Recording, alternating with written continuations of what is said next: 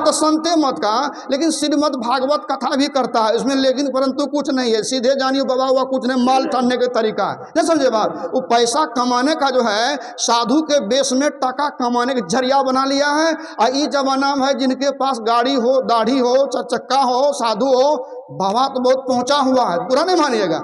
लेकिन जो है केवल जो है दिल कहाँ पर है? रुपये के पास है, पैसे के पास है। क्या हमारा कल्याण हो जाएगा? हमारा उद्धार होगा? हमारे ही क्षेत्र का एक आदमी ने पूछा कि बाबा आप तो बचपन से प्रवचन करते हैं, 10-20 जिला में करते हैं, हम लोग 3 जिला 4 जिला में प्रवचन किए, 2 मंजिला बना लिए। अभी जो आपका खमखोल पोटरी का लड़का मिला हमको, कुप्पा घाट में मिला, हमको खुल दिया। हम लोग कल साधु बने हैं, 4 चक्का गाड़ी हो गया, 2 गाड़ी हो गया, इतना मंजिल हो गया। बचपन से सत्संग करते हम क्या करें? बेईमानी करें?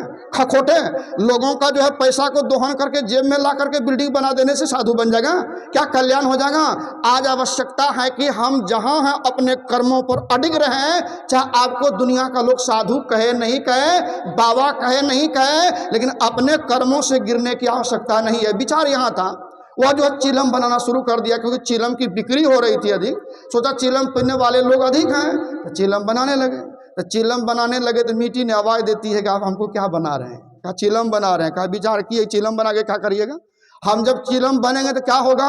मेरी माँ बहन आप लोगों से भी मेरा निवेदन है, आप जब अपने घर में गंदा गाली बोलते हो, गंदी बातें बोलते हो, गंदे शब्दों का प्रयोग करते हो, तो आपके बच्चों को कानों तक जब आवाज़ जाती है तो बच्चा क्या बनता हो? कबीर बनेगा, सदगुरु में ही बाबा बनेंगे, वह दयानंद सरस्वती बनेंगे, विवेकानंद बनेंगे। बुरा नहीं मानिएगा, चले जाइए लाला का टोल, अभी भी चले जाइए ब्राह्मण का टोल, चले जाइए हमारे जादव जी का टोल, वहाँ पर आपको ज्ञान की बात मिलेगी, सत्संग की बात मिलेगी, लड़ाई झगड़े की बात नहीं मिलेगी। और चले जाइए मंडल जी का टोल, विश्वास जी का टोल, ठाकुर जी का टोल, वहाँ केवल लड़ाई का ही बोल है, इसका शिकायत हूँ, उसका शिकायत हूँ।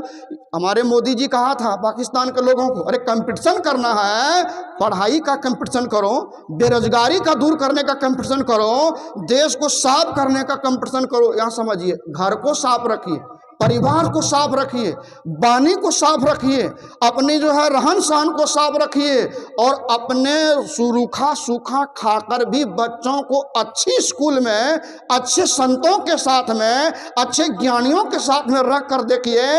एक बार जब उस ज्ञान का आनंद आपके घर में आ जाएगा, तब आपको अनुभव होगा कि उसका आनंद क्या होता है। इसलिए आप लोगों से मेरा निवेदन है कि कम से कम अपने अपने बच्चों को जो है, चलो कबीरपंथी मत बनना, संत मत बनना, चलो भाई जो है रामानंदी मत बनना, लेकिन अपने बच्चों को सुशिक्षित कर दीजिए, ज्ञानी बना दीजिए, और उनको जो है मानव बना दीजिए। आपका हमारा कल्याण हो जाएगा।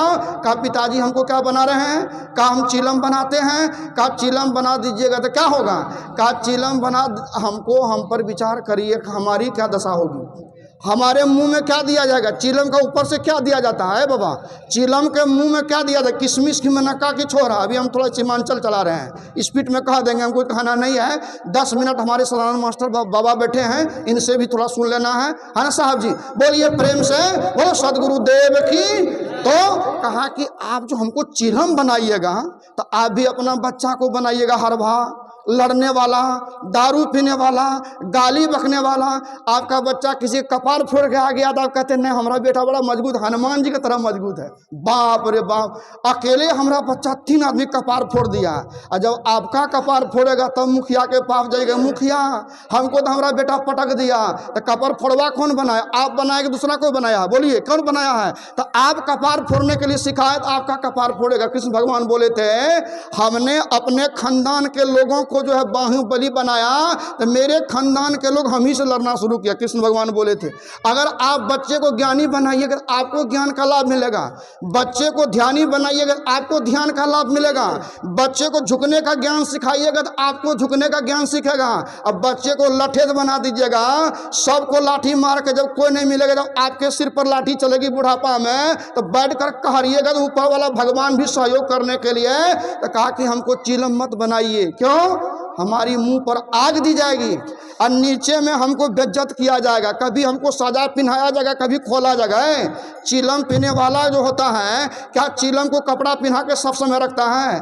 पीने के समय में उसको कपड़ा पहनाएगा नीचे से, है ना जी। और जब पीने का समय नहीं होगा तो नंगा कर देगा, काम को नंगा भी किया जाएगा और मुंह में आग भी रखी जाएगी। इसीलिए तीसरा नंबर में हमको जिन जिन से संपर्क होगा, जो जो हमसे दोस्ती करेगी उनका क्या होगा? चिलम से जो सब दोस्ती करेगा ढोलकिया, उसका क्या होगा? बोलिए।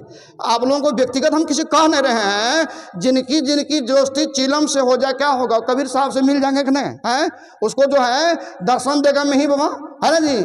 चिलम से जिसकी जिसकी संगति होगी फेफड़ा कमजोर हो जाएंगे, क्या नहीं होंगे? क्या गलती बोल दी है? आपका किडनी जो है कमजोर हो जाएंगे, और जब किडनी फेफड़ा जो है लीवर कमजोर हो जाएंगे, विचार करिए आपकी पत्नी जो है जमाने में विधवा हो जाएगी, नहीं हो जाएगी? तो चिलम पीते हैं पीजिए, लेकिन ब्रह्मचारी रहिए, तब ब्याह शादी मत कीजिए। है चिलम पीजिए, जमाने में मर जाइए।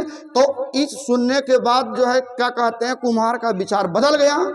कहा इनको ऐसा चीज बनाया जाए कि इनकी पूजा हो। तो क्या बना दिया? कबीर साहब का जो है मूर्ति बना दी, मेही बाबा का मूर्ति बना दी, वह बना दिया जो है क्या कहते हैं घड़ा बना दिया। अब जो है घर घर में उनका उपयोग होने लगा। तो आप भी अपने बच्चों को उपयोगी बनाइए, लड़ैया झगड़ैया जो है मांस दारू। लेकिन एक बात थोड़ी सी है, आप लोग अच्छा नहीं लगेगा, जिसके घर में संत आते जाते रहेंगे, संत का भेष में रावण नहीं। अभी पकड़ा था कुछ साधुओं को रेलगाड़ी में, पूछा वहां टीटी सब एकदम पूरा चंदन टीका, बड़ी बड़ी दाढ़ी थी। टीटी ने पूछा कि बताओ जी रावण का हरण किसने किया? सब बोला राम जो है क्या कहते हैं सीता के हरण किसने किया? का रावण किया। एक विद्यार्थी बैठा था, कहा ना रावण नहीं किया, साधु किया।